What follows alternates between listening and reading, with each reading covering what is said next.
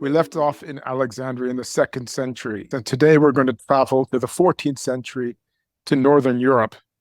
So quite a leap in time, over 1,000 years later. And at this point, Christendom has grown old. So in Alexandria, it was just beginning. You could say that a certain stage of it's coming to an end in the 14th century. Europe is on the cusp of the Renaissance and of the Reformation. And at this point in Northern Europe, particularly in Belgium and in Western Germany in the Rhineland, a non-dual philosophy of Christianity emerges. And it emerges not from some kind of Asian detour, but it comes right out of the Greek roots of Christianity that we were discussing last week. So the center player there is Meister Eckhart, who's well known to many, although I think sometimes his context is not well known. And then his relationship to various women's movements in Belgium and in the Rhineland. So Meister Eckhart is a Dominican priest. So he belongs to the order of Dominicans. That's the same order that Thomas Aquinas belonged to. In fact, he was the next generation after Thomas Aquinas. So he's a major theologian, a very sophisticated thinker. He wrote scholastic treatises in Latin that made important contributions to the history of systematic theology. But we're not going to talk about his Latin work today. What we're going to talk about is his German preaching. And it was his German sermons that had perhaps the most dramatic effect on the history of philosophy and theology. The German language barely existed at this point. There were various dialects of medieval German, and did what he could with them. There was, of course, a literature surrounding the literature that came out of the troubadour movement. So the poetry of people like Wolfgang von Effenbach, I think his name is, and Eckhart grew up reading that kind of vernacular literature. But the reason he's preaching in German is because he's preaching to cloisters of women who probably were not educated enough to hear it in any other language. In other words, they did not have Latin. So he's speaking to very simple, uneducated people who are probably nuns and could be brothers who are cloistered. That means they're very likely, behind walls for the whole of their lives. And his message is extremely striking, and it got him into trouble with the Inquisition and so on. But I don't really want to talk so much about his trouble. He seems to have been rehabilitated. I think there was a declaration out of the Vatican that there's nothing particularly heretical about what Meister Eckhart was saying, because it all comes out of this Greek root of Christianity, this Alexandrian Christianity, which was, as we spoke of it last week, which was deeply in dialogue with Platonism, Neoplatonism, and other Hellenistic philosophies. So Meister Eckhart takes a particular argument out of this Greek tradition, and he uses his rough medieval German to express it. And in the course of doing that, he coins new terms that become extremely important for the history of modern philosophy. For example, Grund, or ground, which means many things for Eckhart. Of course, it means reason, but it can also mean foundation and basis. And then you could put an negation in front of it and say Abgrund, and you get abyss. And Eckhart will speak about the ground of God and the abyss of God and the nothingness of God. All these are concepts that come out of the Greek tradition, but he speaks about them for the sake of teaching his cloisters of nuns more what he thinks is a more genuinely Christian way of living. And this genuinely Christian way of living, which is essentially non-dualistic, I think has immense relevance for our secular age. So I don't want to go too much into metaphysics, but we just have to introduce one concept, and then we can talk about his sermons and his influences, which were largely the Beguines, the lay movement of women in Belgium. So the non-dual logic of infinity is what is the basis of everything Eckhart has to say. And this logic is not difficult to follow. When you think about the infinite, that without limitation, you think about something that has nothing outside of it, correct? Mm-hmm. It has no limitations, so there's no border to it.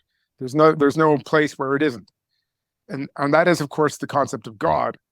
But when you think of the finite, you think of something that is not God, something that is limited, and something that has something outside of it, always something outside of it. You're finite, and I'm outside of you, and all of the finite, you could say, has God outside of it. Now, that sounds perfectly coherent, but it's not possible for the infinite to have finitude outside of it.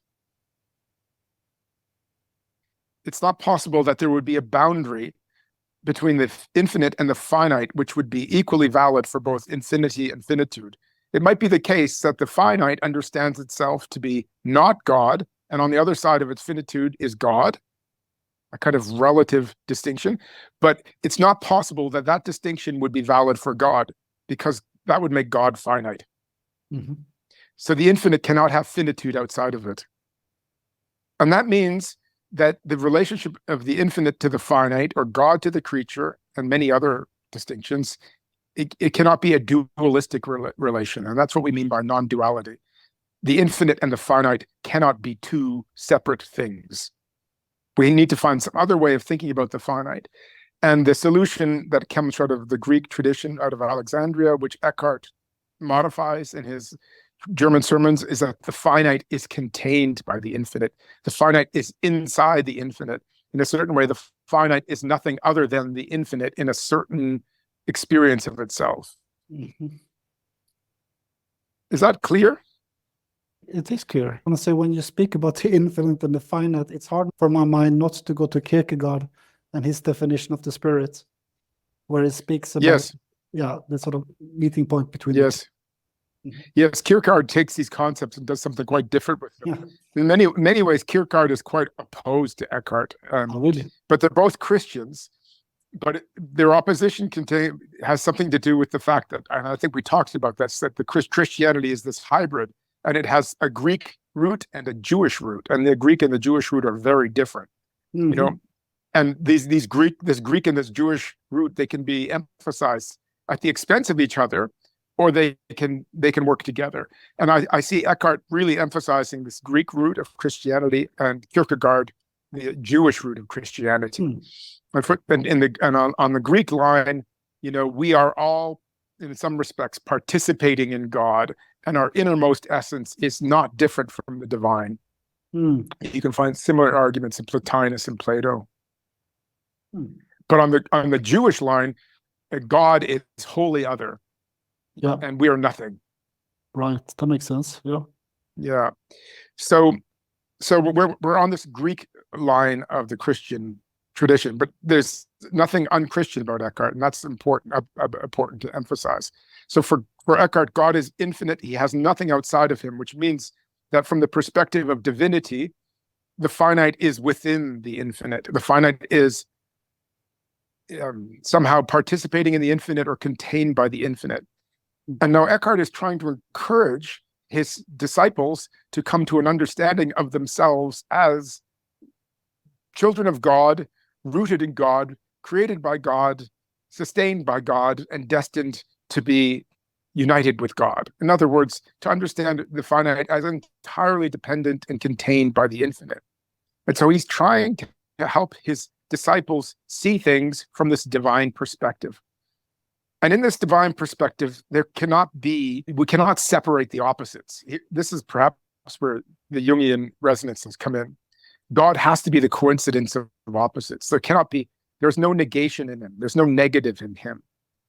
So wherever you can distinguish opposites, like, for example, active and passive, male and female, full and empty, sacred and profane, and wherever you can distinguish these things and distinguish them by saying, you know, the active is not passive, you know, the full is not empty, you have to recognize that this distinction is a non-dual distinction within the divine, or from the divine perspective. So this is very difficult, but it's very close to Mahayana Buddhism. Mm-hmm. So if you wish to say that God is pure activity, which you certainly have every reason to say, God is pure activity, that's the scholastic definition of God, you cannot say it in such a way as to mean there's nothing passive in God, because there's no negation in God. So you've got to also say, and God is pure passivity. If you wish to say that God is the fullness of being, which is a good idea, you cannot say it in such a way as to mean that there is no nothingness in God or no emptiness in God. If you wish to say that God is everything, you cannot say it in such a way as to mean that God is not nothingness as well. So both sides of every opposition must be affirmed. Now, logically, this is not possible. That is, you can't do that. You can't think activity and passivity as one thing. If you really think the active through rationally, you exclude the passive. So there's no logical way in which you can think the unity of opposites in God, at least not for human reason. But Eckhart recognizes this, and he loves these paradoxes, and he thinks it's extremely important that we recognize the logical impossibility of thinking the infinite, but we can still perform their unity. We can live out of the unity. We can live out of the coincidence of opposites. And this is what he wants to say to his cloisters. So, and now we take it a step further, and we can see all kinds of wild possibilities emerge. So if God is father, male, then we can't mean that he's not also mother and female. If God is sacred, which certainly, what else is sacred but God? We cannot also mean that God is not profane. And now we begin to see the possibility of a kind of performative non-duality, which will actually really disturb the hierarchical system of the Middle Ages, which has developed in the 1,000 or so years that we jumped over. Christianity has become hierarchical. It's become a system.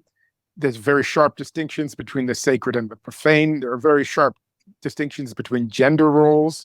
There's a role for women. There's a role for men. Women cannot become priests. In fact, women only have two options in medieval society. They can become wives, which means they are the possession of men, or they can enter a cloister, which means that they're shut off from the world for the rest of their lives. That's it. And so on and so forth. The priest is not the layperson. The Pope is not equal to his bishops. All these hierarchical structures, which are based on oppositions, they can all be challenged from the perspective of non-duality. And Eckhart delights in challenging them. But before we go into Eckhart, I'd like to say something about the Beguines. But is there anything we should go more deeply into on that logic of infinity first, or should we just move right to the Beguines? My only sort of question is on a practical level for these nuns or these people that he preached for, what would he sort of offer them? You're saying like a more liberative sort of interpretation of scripture, or giving more allowance to the individual? What is it that energizes these people that listening to him, besides his rhetorics? Yeah, what he is going to definitely emphasize the individual. He is going to emphasize the relativity of all social distinctions. Mm-hmm. He's going to emphasize the fact that the sacred is the profane and the profane is the sacred. That as we'll see in a moment, that if a religious person thinks that they can get more out of God through meditation and prayer and going to church than they can get from cooking in the kitchen or working in the field, then they are making an idol of God. They are not living out of the true infinity of God.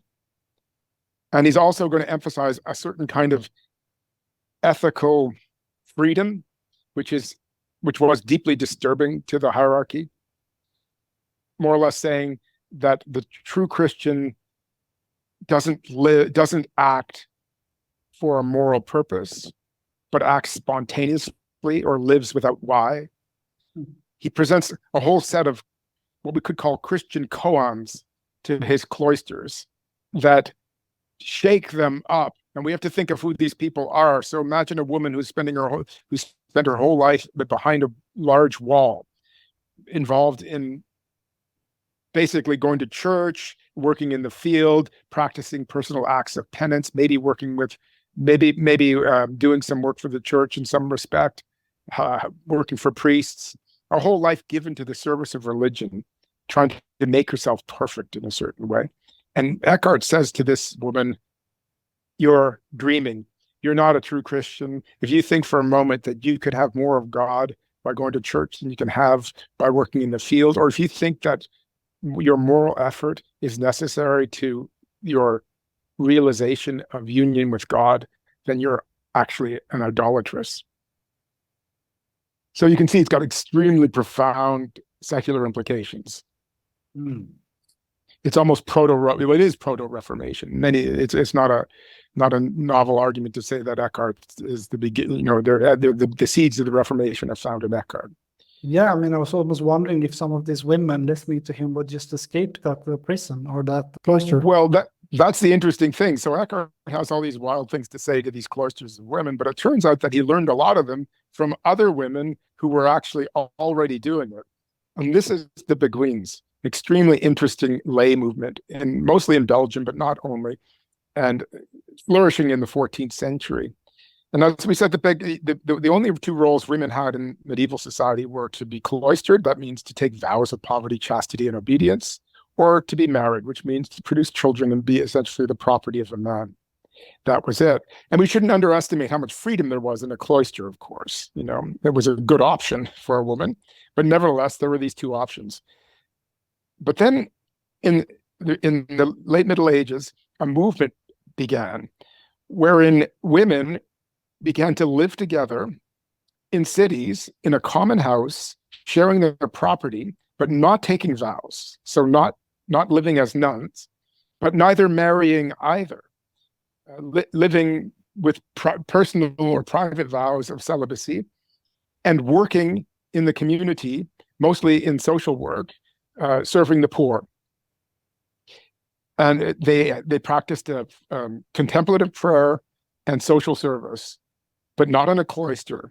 So this was an extremely challenging thing, because now we had women wandering the streets of Antwerp or wherever, who were neither nuns nor married. And yet they were living exemplary lives. And some of them were themselves writers and preachers. And some of them got into trouble. Margaret Porretta was burned at the stake. And they became, we could say, infected by a heresy, which is called the heresy of the free spirit. And at the heart of this heresy is some of the very ideas that Eckhart will develop in his preaching. Because unity with God is always already achieved, because it's not something we could ever achieve on our own effort, and we shouldn't even try, because the infinite contains the finite, and in the Christ event is restored to the finite after the fall. Moral effort is not necessary. We don't have to strive to perfect ourselves. We should live without a why, like a flower in the field. We should live out of the spontaneity of our inner divinity. And this spontaneity means that we are free. There's a radical freedom to the Christian, which the Beguine lives out of. And the freedom is not only the freedom to be free of like hierarchical or medieval structures such as marriage and cloistered life, but to live in an interior freedom, a kind of almost like to live very much out of Christ nature. This is very much related to that concept of Christ nature, that, just as the Mahayana Buddhist doesn't have to achieve Buddhahood, but just awaken to the truth of it in himself already. So too, the Beguine doesn't have to achieve union with Christ. She simply has to realize that she always already is with Christ. Christ is her nature. And so no cloisters are needed, no structures are needed, no mediation is needed. And this doesn't result in some kind of libertine indifference or Gnostic celebration of sin. Quite the contrary. The Beguines lived exemplary lives. They were models of Christian virtue, and they served the poor selflessly. And so they created a kind of a conundrum for the hierarchy, because on the one hand, they were living lives of perfection, as one would expect of a nun. But on the other hand, they weren't nuns. They were living in cities, owning property, owning houses, and socially involved with the community in ways that we would only expect a married woman to be.